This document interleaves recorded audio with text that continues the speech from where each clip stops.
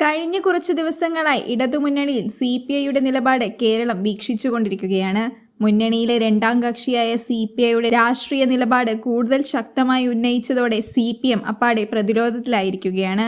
ADGP Ajith കുമാറിനെതിരെ മറ്റെല്ലാ ആരോപണങ്ങളും വിട്ട് RSS നേതാവിനെ കണ്ടതിൽ മാത്രം ഉറച്ചു നിന്നുകൊണ്ടാണ് CPIയുടെ പോരാട്ടം. അൻവർ MLAയുടെ വെളിപ്പെടുത്തൽ തൃശൂർ പൂരം കലക്കിയതിലും സ്വർണ്ണക്കടത്തിലും കൊട്ടാരം പണിതതിലും നിന്നതോടെ പ്രതിപക്ഷ നേതാവ് VD സതീശനാണ് RSS നേതാവിനെ കണ്ട കാര്യം പിന്നാലെ വെളിപ്പെടുത്തിയത്. ഇതോടെ കാര്യങ്ങൾ സർക്കാരിന്റെ കയ്യിൽ നിൽക്കാതെ വന്നു. തൊട്ടു പിന്നാലെയാണ് കോവളത്ത് വെച്ചും ADGP RSS കൂടിക്കാഴ്ച നടന്നുവെന്ന ഞെട്ടിക്കുന്ന വെളിപ്പെടുത്തലുണ്ടായത്. ഇതോടെ സർക്കാരും CPMഉം ആരോപണങ്ങളിൽ പെട്ട് ഉത്തരം മുട്ടി. പ്രതിപക്ഷം ഉന്നയിച്ച രാഷ്ട്രീയ ആരോപണം എന്നതിനപ്പുറം മുന്നണിയിലെ സ്വതന്ത്ര MLA ഉന്നയിച്ച പരാതി എന്ന നിലയിലാണ് സർക്കാർ കൂടുതൽ പ്രതിരോധത്തിലായത്. ഇതിനു പിന്നാലെ MR അജിത് കുമാർ RSS കൂടിക്കാഴ്ച സമ്മതിക്കുകയും ചെയ്തു. ഇതോടെ CPI രാഷ്ട്രീയ നിലപാട് കടുപ്പിച്ചത്. ലോക്സഭാ തിരഞ്ഞെടുപ്പിൽ CPI സ്ഥാനാർത്ഥി തൃശൂരിൽ തോറ്റതിന് ഉത്തരവാദിത്തം ആരാണെന്ന് വ്യക്തമാക്കുകയും ചെയ്തു. അൻവറിന് പരാതിയും VD സതീശന്റെ ആരോപണവും അജിത് കുമാറിന്റെ സ്ഥിരീകരണവും വന്നതിനു ശേഷം അതിനെതിരെ നടപടിയെടുക്കണമെന്ന് CPI സംസ്ഥാന സെക്രട്ടറി ബിനോയ് വിശ്വം മുഖ്യമന്ത്രിയെ നേരിട്ട് കണ്ട് ആവശ്യപ്പെട്ടതാണ്. CPI സംസ്ഥാന ഘടകങ്ങൾ ഈ വിഷയം ചർച്ച ചെയ്യുകയും CPMനെ അതിരൂക്ഷമായി വിമർശിക്കുകയും ചെയ്തിരുന്നു.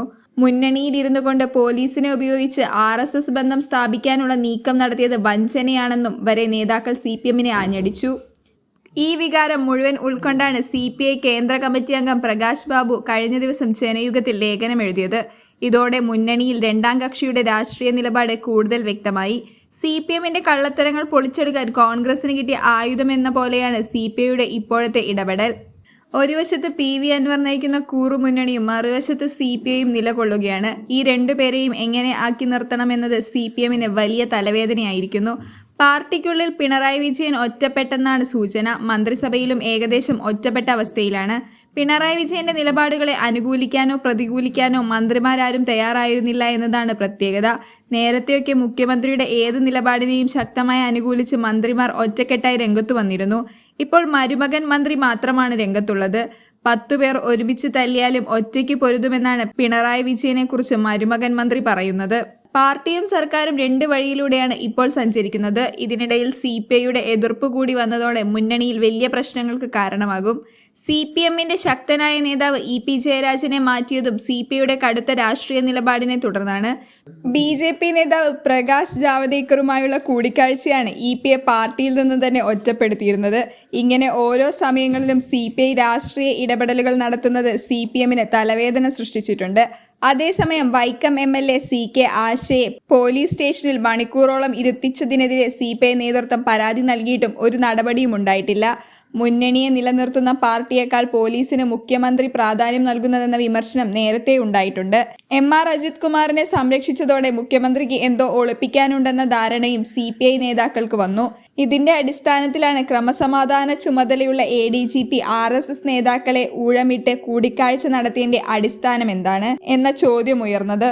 ADGPക്കെതിരായ അന്വേഷണത്തിന് സമയം വേണമെന്ന് മുഖ്യമന്ത്രി ആവശ്യപ്പെട്ടാൽ അത് മനസ്സിലാക്കാം. അതിനർത്ഥം അന്വേഷണം അനന്തമായി നീണ്ടുപോകണമെന്നല്ലെന്നും ബിനോയ് വിശ്വം പറഞ്ഞിരുന്നു. ഇതോടെയാണ് ഇപ്പോൾ അന്വേഷണത്തിന് ഉത്തരവിട്ടിരിക്കുന്നത്. പക്ഷേ അന്വേഷിക്കുന്നതാര് എന്ന് തീരുമാനിച്ചിട്ടില്ല. അതേസമയം ഉന്നയിക്കപ്പെട്ട മുഴുവൻ ആരോപണങ്ങളിലും അന്വേഷണം നടത്താമെന്നാണ് CPM സംസ്ഥാന സെക്രട്ടറി MV ഗോവിന്ദൻ പ്രതികരിച്ചത്. PV അൻവർ MLA ഉന്നയിച്ച ആരോപണങ്ങളിൽ DGPയുടെ നേതൃത്വത്തിൽ അന്വേഷണം പുരോഗമിക്കുകയാണ്. ന്യായപരമായ തീരുമാനമാണ് എടുത്തിട്ടുള്ളതെന്നും അദ്ദേഹം വ്യക്തമാക്കി. ADGPക്കെതിരെ ഉയർന്ന ആക്ഷേപങ്ങളിൽ അന്വേഷണം നടത്തി റിപ്പോർട്ട് 1 മാസത്തിനുള്ളിൽ സമർപ്പിക്കും.